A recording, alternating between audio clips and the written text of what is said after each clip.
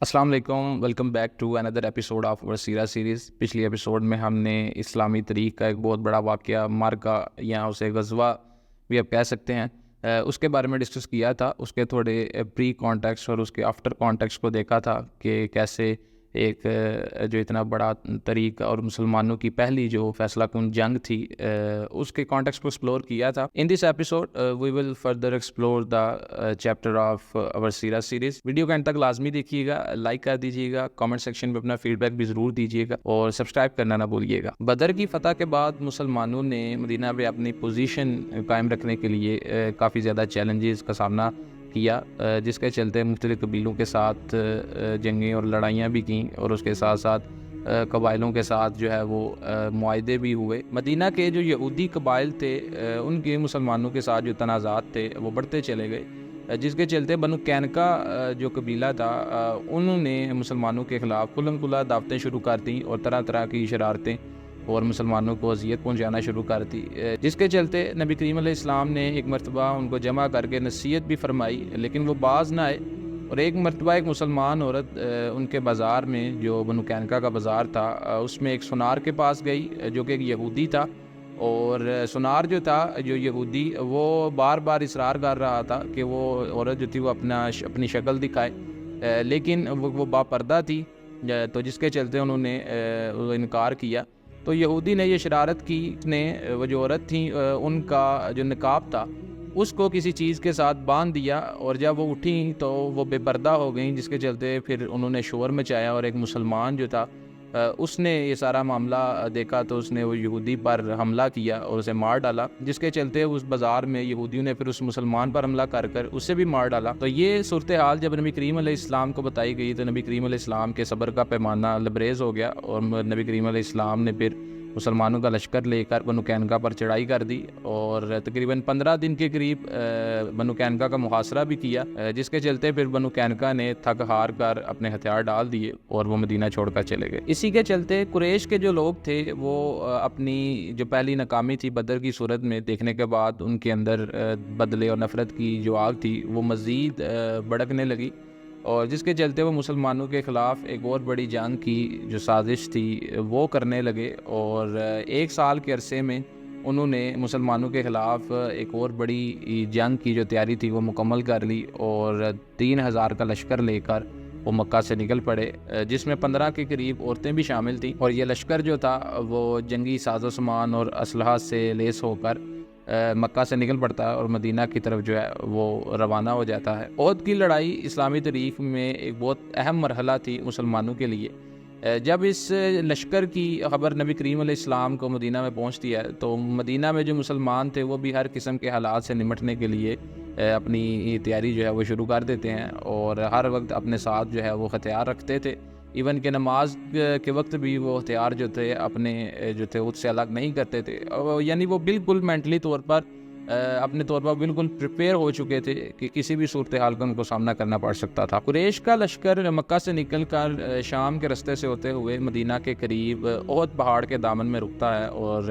وہیں پر اپنا پڑاؤ بھی ڈالتا ہے، اور جتنے بھی کیمپس وغیرہ تھے وہ وہیں پر جو ہے وہ لگائے جاتے ہیں۔ ادھر مدینہ میں نبی کریم علیہ السلام نے فوجی ہائی کمانڈ کی مجلس شورا بلائی تاکہ حکمت عملی سے اصلاح مشورہ کیا جا سکے جنگ کے حوالے سے، جس میں نبی کریم علیہ السلام نے اپنا ایک خواب بھی جو صحابہ تھے ان کو سنایا، جو کہ کچھ اس طرح تھا کہ واللہ میں نے ایک بلی چیز دیکھی ہے، میں نے دیکھا کہ کچھ گائے ذبح کی جا رہی ہیں، اور میں نے دیکھا کہ میری تلوار پر کچھ شائستگی سی ہے، اور میں نے اپنا ہاتھ ایک محفوظ زرہ میں ڈال رکھا ہے۔ اس پر پھر نبی کریم علیہ السلام نے اس خواب کی تعبیر بھی بتائی کہ کچھ صحابہ جو ہیں وہ قتل کیے جائیں گے، میرے گھر کا کوئی شخص جو ہے وہ شہید کیا جائے گا، اور جو مضبوط زرہ تھی اس سے مراد جو ہے وہ مدینہ تھی۔ اس کے بعد نبی کریم علیہ السلام نے جنگ کی پلاننگ کرتے ہوئے جو مشورہ تھا وہ یہ دیا کہ جو مسلمان تھے مدینہ میں، وہ مدینہ میں ہی قلعہ بند ہو جائیں، اور جو لشکر ہیں باہر سے آنے والے اگر وہ حملہ کرتے ہیں تو مدینہ میں رہ کر ہی ان کا جو ہے مقابلہ کیا جائے۔ لیکن بعض صحابہ نے ان کے اپنے اصرار پر جو ہے وہ مشورہ دیا کہ ہم جو ہے وہ میدان میں جا کر ہی کفار کا مقابلہ کریں گے، اس طرح سے تو ان کو یہ امیج جائے گی کہ مسلمان تو ڈر گئے ہیں اور وہ اپنے شہر میں ہی قلعہ بند ہو گئے۔ تو پھر ان کے اصرار پر یہ فیصلہ جو تھا وہ چینج ہوا اور یہی ڈیسائیڈ کیا گیا کہ احد پہاڑ کے میدان میں جا کر ہی کفار اور جو مشرکین تھے ان کے ساتھ مقابلہ کیا جائے۔ اس کے بعد نبی علیہ السلام نے فوجی لشکر کو ترتیب دی اور لشکر کو 3 حصوں میں تقسیم کیا گیا اور اس کے ساتھ پھر میدان جنگ کی طرف نکل پڑے۔ رستے میں ایک مقام پر نبی کریم علیہ السلام نے دوبارہ جو لشکر تھا اس کا معائنہ کیا اور جو چھوٹے یا ناقابل جنگ افراد تھے ان کو مدینہ واپس بھیج دیا۔ پھر کچھ تھوڑا آگے چل کر نبی کریم علیہ السلام نے وہاں نماز ادا کی اور یہی وہ مقام تھا جہاں پر عبداللہ بن ابی جو کہ منافقوں کا سردار تھا، جو بڑا منافق تھا،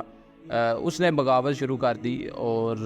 جو 300 کے قریب افراد تھے وہ لے کر لشکر سے مدینہ واپس چلا گیا اور نبی کریم علیہ السلام پھر باقی 700 افراد پر مبنی جو لشکر تھا وہ لے کر میدان جنگ کی طرف روانہ ہوتے ہیں اور احد پہاڑ کی گھاٹی میں جا کر جو ہے وہ اپنا کیمپ لگاتے ہیں اور وہاں پر پڑاؤ ڈالا جاتا ہے۔ میدان جنگ میں پہنچ کر نبی کریم علیہ السلام نے جو ہے اپنا ایک دفاعی منصوبہ تیار کیا اور لشکر جو تھا اس کو مختلف صفوں میں تقسیم کیا اور لشکر کی پشت پر 50 کے قریب تیر انداز جو تھے وہ بھی متعین کیے اور انہیں بڑی سخت قسم کی انسٹرکشنز بھی دی کہ چاہے جو بھی ہو، ہم جنگ ہاریں یا جیتے، تم نے اپنا یہ مورچہ، یہ پوائنٹ نہیں چھوڑنا، کیونکہ نبی کریم علیہ السلام نے کیمپ کے لیے، سٹے کے لیے جو جگہ متعین کی تھی وہ بڑی اسٹریٹجک پوزیشن تھی جنگ کے لیے، لیکن اس میں لشکر کی بائیں جانب کے طور پر ایک ہی لوپ ہول تھا جہاں پر دشمن جو تھے وہ حملہ آور ہو سکتے تھے اور اسی جگہ پر پھر یہ جو 50 تیر انداز تھے یہ متعین کیے گئے تاکہ وہ اگر کوئی دشمن کا لشکر وہاں سے آتا ہے تو ان کو یہ روک سکیں۔ اس کے چلتے پھر جنگ کا باقاعدہ آغاز ہوتا ہے اور مسلمان اپنی ایمانی طاقت اور جوش و جذبے کے ساتھ دشمنوں کی صفوں کو چیرتے ہوئے انہیں قتل کرتے ہیں۔ اس لڑائی کے دوران جو حضرت حمزہ تھے نبی کریم علیہ السلام کے چچا، ان کو جو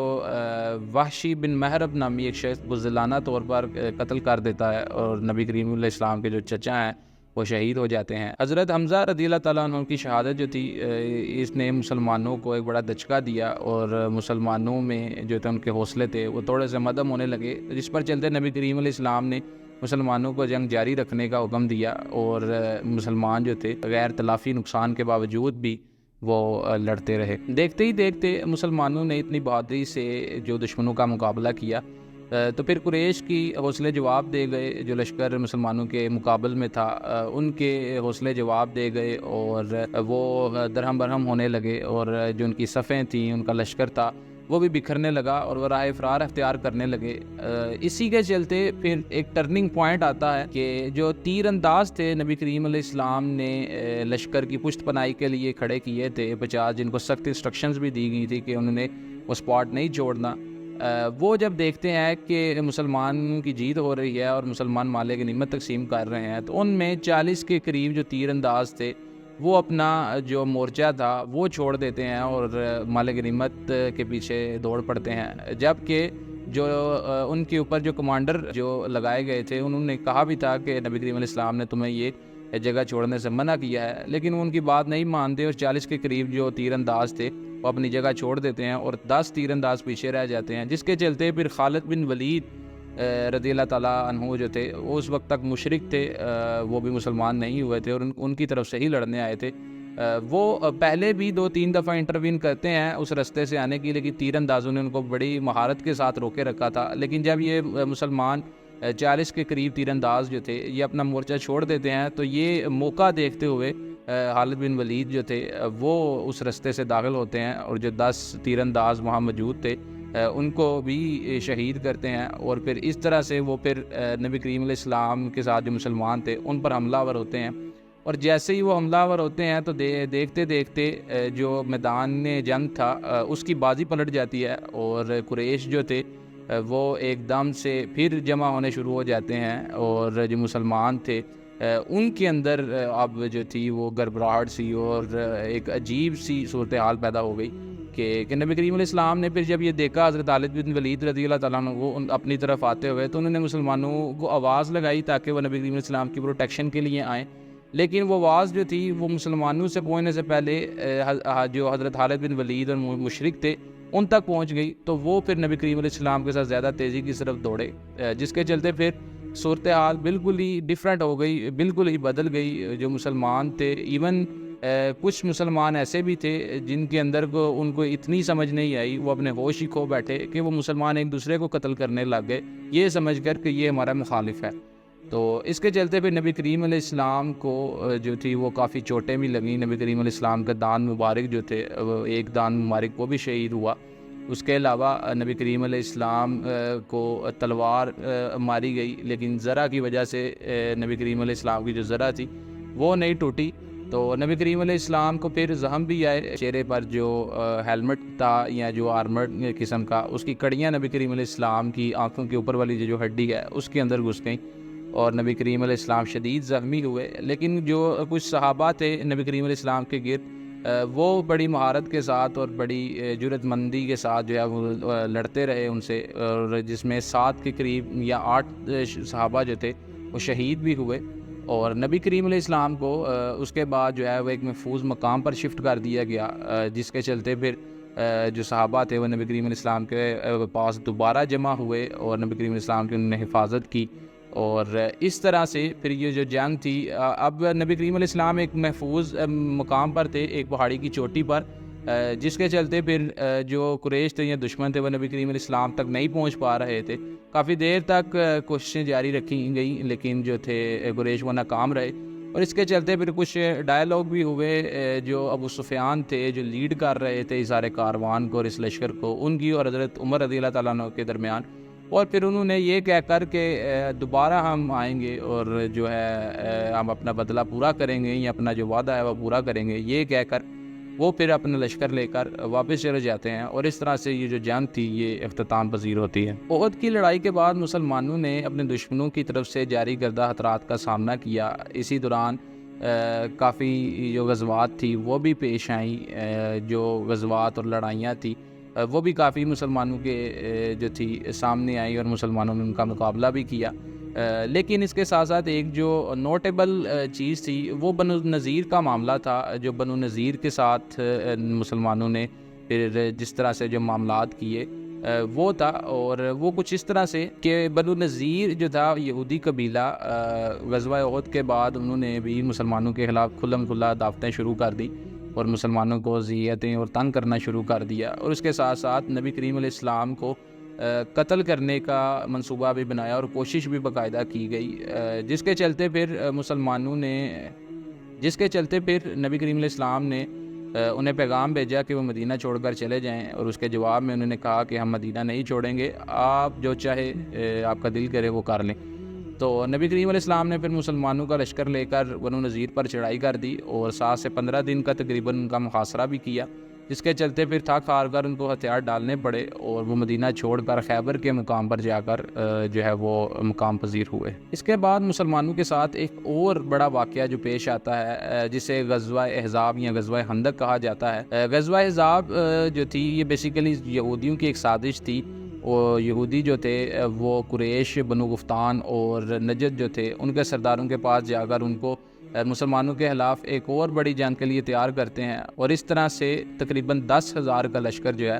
وہ مسلمانوں پر اور مدینہ پر چڑھائی کرنے کے لیے تیار ہو جاتا ہے۔ اس لشکر کی اور اس جنگ کی جو اطلاع نبی کریم علیہ السلام کو ملتی ہے، تو نبی کریم علیہ السلام پھر اپنی فوجی کمانڈ کی جو مجلس شورا ہے اسے بلاتے ہیں اور صلاح مشورہ کرتے ہیں، تو جس پر حضرت سلمان فارسی ایک تدبیر دیتے ہیں جو تدبیر مان بھی لی جاتی ہے۔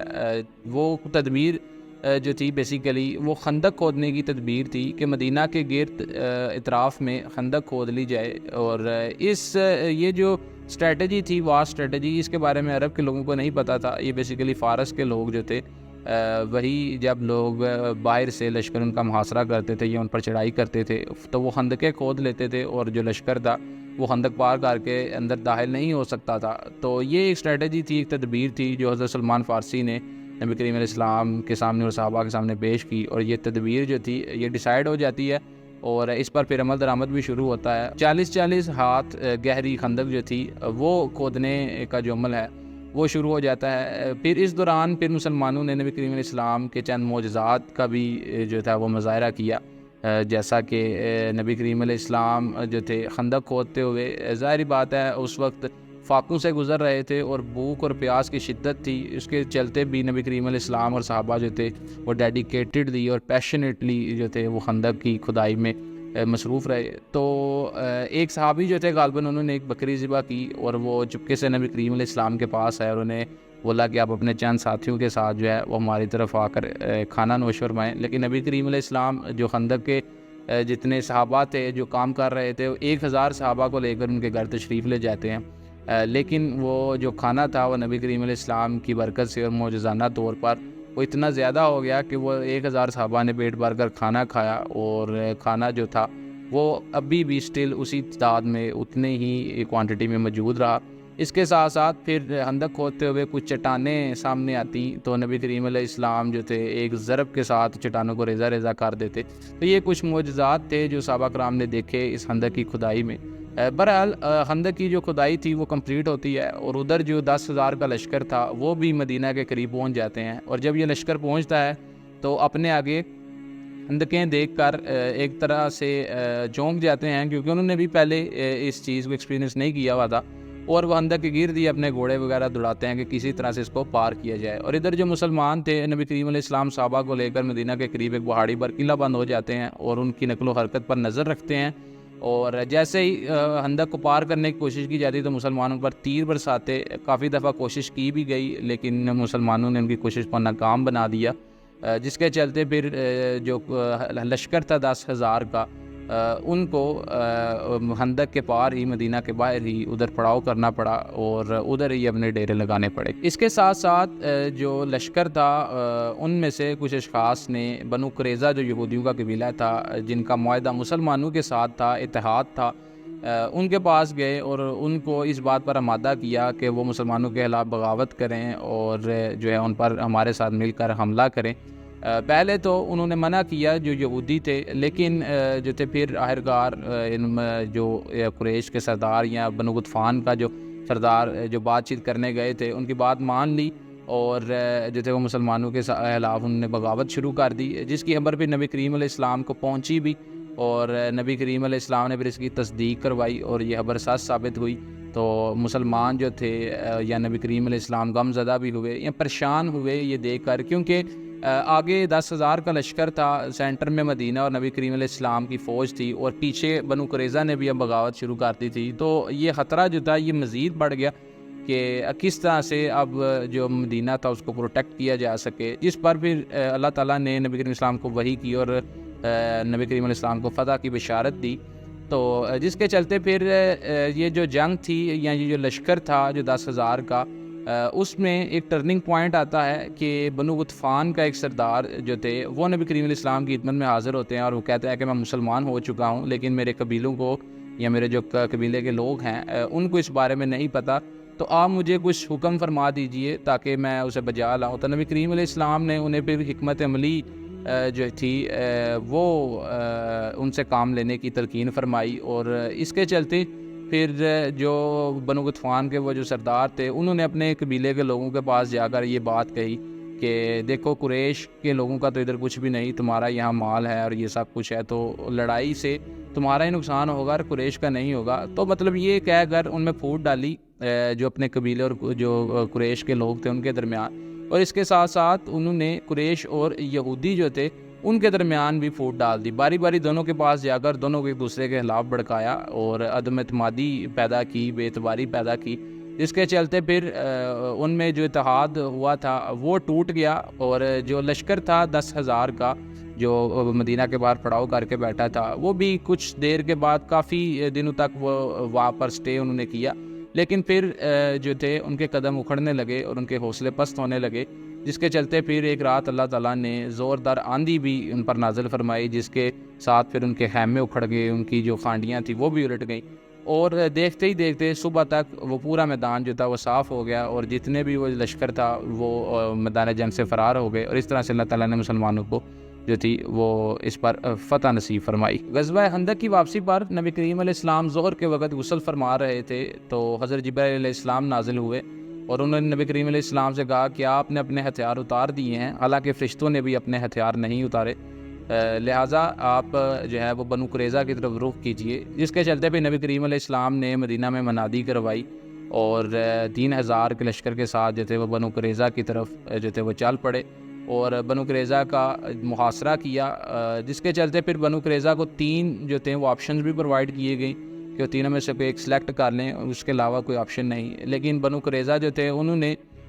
کہا کہ ہم اس فیصلے کے لیے یا مشورہ کرنے کے لیے حضرت ابو لبابہ کو طلب کیا، تاکہ وہ ان کے حلیف تھے بیسیکلی، تو انہوں نے ان کو طلب کیا کہ ان سے مشورہ کیا جا سکے، جس پر حضرت ابو لبابہ جو تھے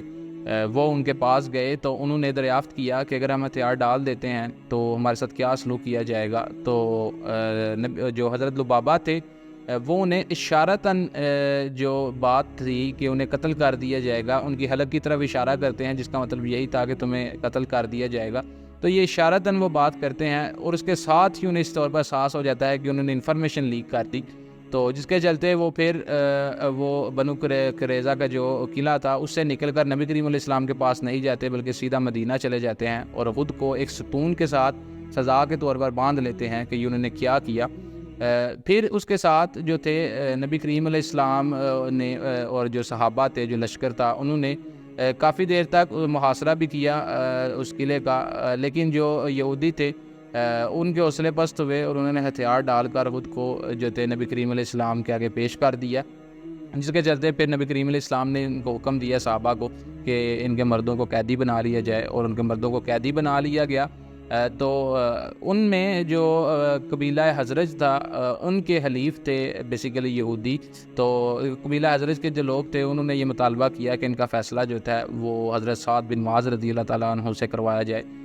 تو نبی کریم علیہ السلام نے حضرت سعد بن معاذ رضی اللہ تعالیٰ عنہ کو بلایا اور ان سے فیصلہ کرنے کو کہا۔ تو حضرت سعد بن معاذ نے پھر جو فیصلہ کیا وہ اسلامی تاریخ کا ایسا فیصلہ تھا کہ نہ کبھی پہلے ایسے ہوا اور نہ بعد میں کبھی اس طرح سا واقعہ پیش آیا۔ حضرت سعد نے بیسیکلی جو ہے یہ فیصلہ کیا کہ جتنے بھی مرد ہیں بنو قریظہ کے ان سب کو قتل کر دیا جائے اور ان کی عورتیں اور بچوں کو قیدی بنا لیا جائے، اور ان کا جو مال تھا وہ مال غنیمت بنا کر تقسیم کر دیا جائے۔ جس کے چلتے پھر نبی کریم علیہ السلام نے یہ فرمایا کہ بے شک تمہارا فیصلہ وہی ہے جو 7 آسمانوں کے اوپر اللہ تعالیٰ کا فیصلہ ہے،